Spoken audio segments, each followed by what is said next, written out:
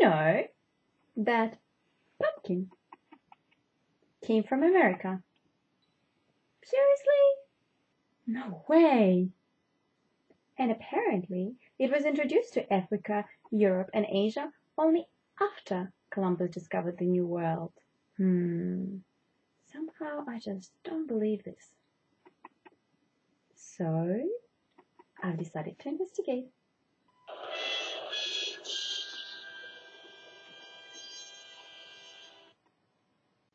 We all know and love pumpkins.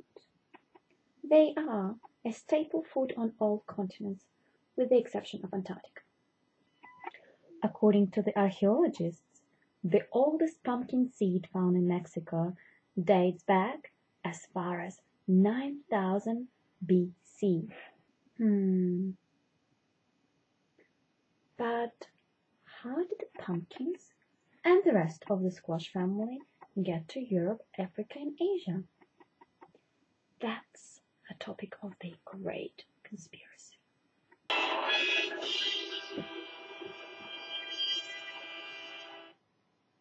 For generations, the history and botany books said that the squash family made its way to the Old World only after discovery of America by Columbus. That is, after 1492. But what if our history books are wrong? What if America has been discovered long before Columbus? We are taught to memorize our history facts without questioning their accuracy. That way, we are less likely to stumble across the missing pages in our history books. I would like to demonstrate to you a few problems with the post-Columbian introduction of the pumpkins to Europe. I have created specially for you an etymological map of Europe. As you can see, almost every nation in Europe has a different name for pumpkins, right? Now, let's look at the etymological maps for other plants introduced to Europe from the New World. Here we have pineapple, tomato, corn, potato. Looking at these maps and the linguistic grouping of the names, you can almost see the invasion path of these plants in Europe. Now, let's compare these maps to the pumpkins etymological map. Do you see something strange going on with pumpkins in Europe? I do. Though I'm not a linguist, I'd say the pumpkins were growing in Europe long before 15th century, before Columbus's times. There is also good evidence that pumpkins grew in Asia before Columbus.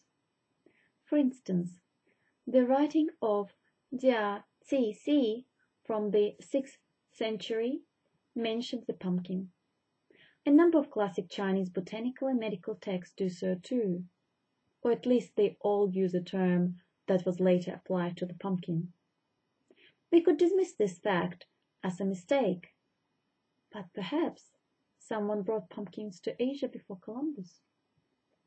For instance, in 455 AD, 1037 years before Columbus, a Buddhist missionary, Hui Shen, traveled by sea 20,000 li east of China to a land he called Fusang, what some believe is America. Upon his return to China, Hui Shen vividly described Fusang, giving details of plants and people with remarkable similarity to species native to Mexico. What if he also brought some pumpkin seeds as souvenirs? There is also a 9th century medical text from India that mentions pumpkin as an ingredient. The Sanskrit name for pumpkin is Kumandha, and some common names for the pumpkins in India are Kumhada, Kumura, Kumbda, Kumhara, Kumbalakaya, which could be linguistically linked to the Kum or Kum Maya name for pumpkins. The similarities of names for the same species in Mexico and India strongly suggest though of course they do not prove that direct contact tied the areas together linguistically as well as botanically. Pumpkin has been transferred by people, not by floating, not by birds, because you don't get the word traveling with pumpkin if it is not face-to-face transfer of pumpkins. There are more than a dozen cultures with tales of early voyages at sea, voyages that have been said to have culminated in the discovery of America. There is new archaeological, linguistic, and botanical evidence proving that there was contact between Old and New World long time before Columbus. So, who really discovered America? I don't know. But it was most definitely not Columbus. There is an alternative timeline to history which is impossible to ignore. It's time for us to start looking at history from a different perspective. We need people to think about it, to research, to discover, and of course, write new history books. Thanks for watching and keep on digging!